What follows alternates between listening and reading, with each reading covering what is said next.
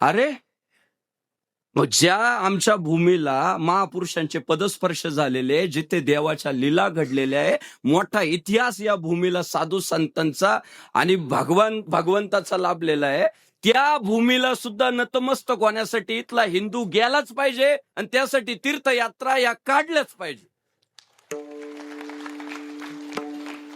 चालेल का पुजारी महाराज? जय श्रीराम. बाबा म्हणताय आता अजून त्यात ऍडव्हान्स झालो आपण, की आता ट्रेनने नाही, बसने नाही, आता विमानानं सुद्धा सुविधा आहेत. म्हणजे इतक्या सुविधा आल्या, गेलं पाहिजे. मी त्याचं समर्थक आहे. आणि जोपर्यंत शरीर चांगलंय तोपर्यंत, आता काही काही माता माऊल्या म्हणतात महाराज जाऊ पंढरपूरला, पोराचं लग्न झाल्यावर जाऊ.